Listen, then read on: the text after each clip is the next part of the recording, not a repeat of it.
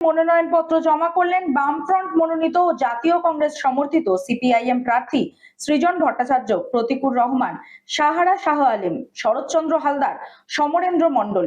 Survey building এবং জেলা শাসকের অফিসে এই 5 প্রার্থী মনোনয়নপত্র জমা করেন। মিছিল করে আজ 9 মে মনোনয়নপত্র জমা দিলেন বামফ্রন্ট মনোনীত এবং জাতীয় কংগ্রেস সমর্থিত সিপিআইএম প্রার্থী যাদবপুর কেন্দ্রের সৃজন ভট্টাচার্য, ডায়মন্ড হারবারের প্রতিকুর রহমান, দক্ষিণ কলকাতার সাহারা শাহ হালিম, মথুরাপুর কেন্দ্রের শরৎচন্দ্র হালদার এবং জয়নগরের সমরেন্দ্রনাথ মণ্ডল। সার্ভে বিল্ডিং এবং জেলা শাসকের অফিসে আজকের এই মনোনয়ন জমা দেওয়ার আগে এই 5 প্রার্থী এবং সিপিআইএম কংগ্রেস কর্মী সমর্থকেরা জমায়েত করেন হাজরা মোড়ে। সেখান থেকে একটি মিছিল নিয়ে তারা আসেন সার্ভে বিল্ডিং এবং জেলা শাসকের অফিসে। সেখানে মনোনয়নপত্র জমা দেন এবং শপথ নেন আগামী দিনে সাধারণ মানুষের জীবন জীবিকার জন্য দুর্নীতির বিরুদ্ধে এবং সকল দুষ্কৃতীদের বিরুদ্ধে লড়াই করবেন। আজকে মনোনয়নপত্র জমা দিচ্ছে, কতটা উৎসাহিত? এবং তাদের সঙ্গে এটা আমাদের কাছে তো নতুন এটা বিষয় না, এটা বাড়তি ভালো লাগা আছে, বাড়তি ভালোবাসা পাচ্ছি প্রচুর। এবং পার্টি আমার এত গুরুত্বপূর্ণ দায়িত্ব দিয়েছে, সেই দায়িত্ব নিয়ে যে জন্য আমি প্রার্থীর কাছেও কৃতজ্ঞ। এটি আমাদের কাছে মনে হয়েছে নমিনেশন আজকের জমা দিতে গিয়ে নমিনেশন আমাদের শপথ হবে ডায়মন্ড হারবার লোকসভা কেন্দ্রে মানুষের গণতান্ত্রিক অধিকার ফিরিয়ে দেওয়া, যে অসংখ্য কলকারখানা বন্ধ আছে সেই নিয়ে আওয়াজ তোলা, সেচ ব্যবস্থা যে বেহাল দশা সেই নিয়ে আওয়াজ তোলা, দর্জি শিল্পের বেহাল দশা সেই নিয়ে আওয়াজ তোলা, সর্বোপরি পানীয় জলের সমস্যা, এইসব সমস্যাগুলো মানুষ বলছে, মানুষের কাছে আছে এই সমস্যাগুলো নিয়ে মুখ খোলা। আজকে নমিনেশন দেওয়া হয়েছে, নমিনেশন দেওয়া হবে। যদি মানুষ গণতান্ত্রিক অধিকারে যদি অংশগ্রহণ করতে পারে, মানুষ যদি ভোট দিতে পারে, তাহলে খেলা শেষ হয়ে যাবে। তার বিরুদ্ধে আপনি দাঁড়িয়েছেন, লড়াইটা কতটা টপ করেন? আমি অভিষেক ব্যানার্জির বিরুদ্ধে দাঁড়াই, আমি আমার সিপিআইএম এর পক্ষে দাঁড়িয়েছি, আমি বাম কংগ্রেস জোটের পক্ষ থেকে দাঁড়িয়েছি, আমি তৃণমূলের বিরুদ্ধে দাঁড়াইনি। বরঞ্চ তৃণমূলের বিরুদ্ধে মানুষ দাঁড়িয়ে আছে, বিজেপির বিরুদ্ধে মানুষ দাঁড়িয়ে আছে। কারণ যেভাবে মানুষ মানার নীতি, যেভাবে মানুষের গণতান্ত্রিক অধিকারকে এরা শেষ করেছে, যেভাবে মানুষ কথা বলতে পারছে না, তার বিরুদ্ধে মানুষ ঐক্যবদ্ধ হচ্ছে। ফলে এটা আমি ওদের বিরুদ্ধে নয়, মানুষ ওদের বিরুদ্ধে।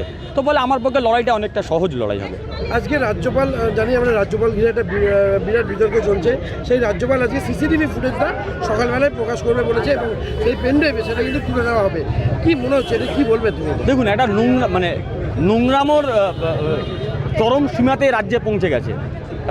আগে রাজ্যপালের সঙ্গে কাবি খুশি কাবি গাম হতো, এখন পশ্চিমবঙ্গের মাটিতে নির্বাচনের সময় ইস্যু কলকারখানা হবে কিনা, পশ্চিমবঙ্গে মানুষ ভোট দিতে যাবে, কি দেখে ভোট দিতে যাবে, কলকারখানা হবে কিনা, স্কুল কলেজ খুলবে কিনা, বেকারত্ব সমস্যার সমাধান হবে কিনা, দ্রব্যমূল্য বৃদ্ধি কমবে কিনা, এইগুলো ইস্যু মানুষের সামনে আসা উচিত। সেগুলো না এসে কখনো রাজ্যপাল, কখনো ভিডিও ভাইরাল এই নিয়ে চলছে।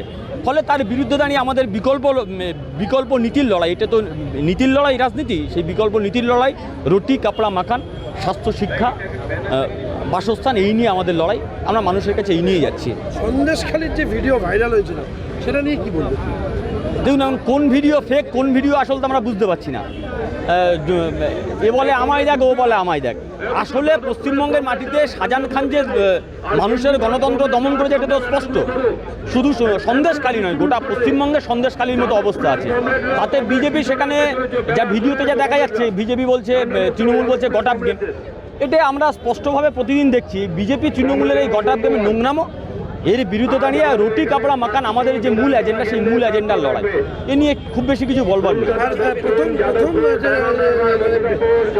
পার্লামেন্টে গিয়ে তোমার প্রথম কাজ কোনটা হবে বলে মনে হচ্ছে? প্রথম কাজ হচ্ছে ডায়মন্ড হারবার মানুষের গণতান্ত্রিক, প্রথম কাজ হচ্ছে ডায়মন্ড হারবার মানুষের গণতান্ত্রিক অধিকার ফেরানোর ব্যবস্থা করা, পার্লামেন্টে সওয়াল হওয়া। প্রথম কাজ হচ্ছে বন্ধ কলকারখানা খোলার দাবিতে সওয়াল হওয়া। প্রথম কাজ হচ্ছে সেচ ব্যবস্থা বন্ধ।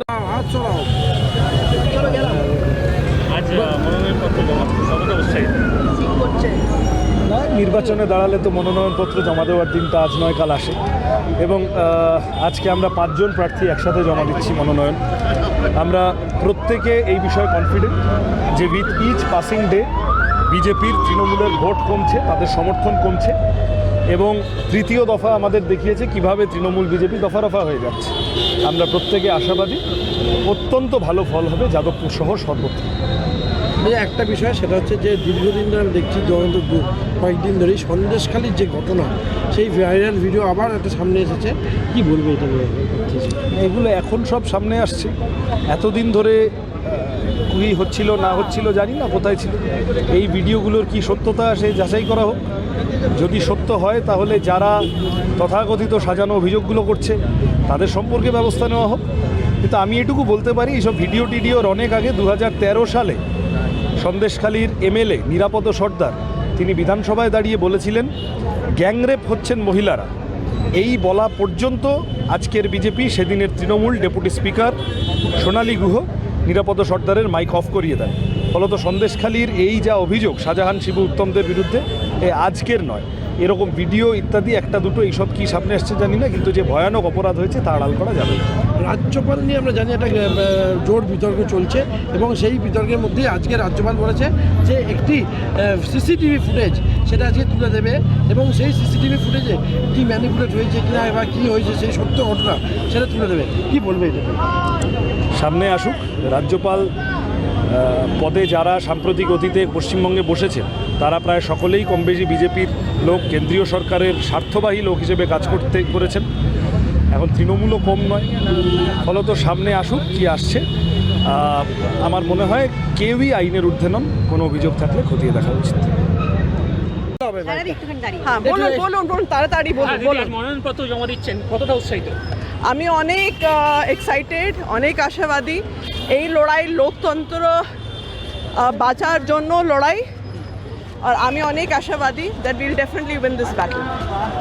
আচ্ছা, সন্দেশখালীর যে ভিডিও সেটা আমরা দেখেছিলাম কদিন আগে ভাইরাল হয়েছে, সেই ভিডিও নিয়ে কী বলবেন? দে আর লট অফ অথেন্টিক ভিডিওস। আর এই লড়াই সন্দেশখালী প্রত্যেক মা বোনের জন্য লড়াই। আপনি যা দুর্নীতি দেখছেন তৃণমূল কংগ্রেসের,